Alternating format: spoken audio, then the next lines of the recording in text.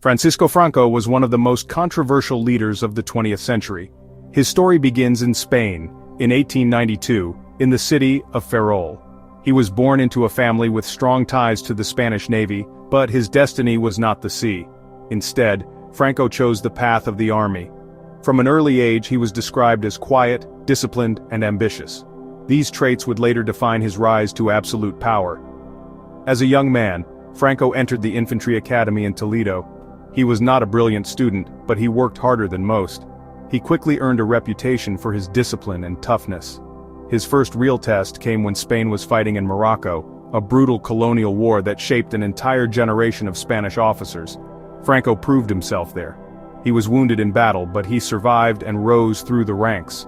By the age of 33, he was already the youngest general in Europe. Spain at this time was deeply divided.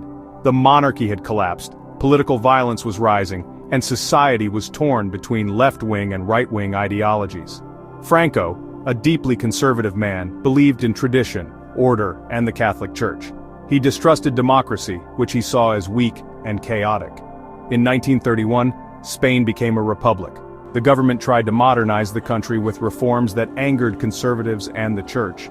Franco, who was loyal to the army and to traditional Spain, grew increasingly uneasy. But the real turning point came in 1936, when a left-wing coalition won the elections. The atmosphere in Spain exploded with political violence, assassinations, and street battles. Franco, along with other generals, decided to act. They launched a military coup against the Republic. But the coup did not succeed everywhere. Instead, it sparked a civil war, one of the bloodiest conflicts of the 20th century.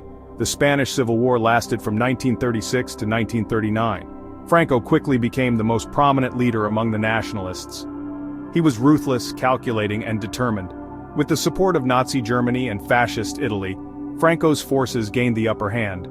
Meanwhile, the Republicans, supported by the Soviet Union and international brigades of volunteers, struggled to resist. The war was brutal. Cities were bombed, executions were common, and the population suffered terribly. One of the most infamous events was the bombing of Guernica in 1937 by German planes, a tragedy immortalized in Picasso's painting. By 1939, Franco had won. He entered Madrid as the new leader of Spain, and he would rule for the next 36 years. Franco's regime was authoritarian. Political opposition was crushed, censorship was strict, and thousands of opponents were imprisoned or executed. Spain became a dictatorship, isolated from much of Europe. Yet Franco managed to stay in power through World War II and the Cold War. While Hitler and Mussolini fell, Franco adapted. He kept Spain officially neutral during the World War, which allowed him to survive. Later during the Cold War, the United States and other Western powers accepted Franco's Spain as a strategic ally against communism. Under Franco, Spain experienced both repression and economic change. In the early years, poverty and fear dominated. But in the 1950s and 1960s, Spain began to modernize and grow economically. Tourism expanded, industries developed, and many Spaniards enjoyed a higher standard of living. Still, political freedom did not exist.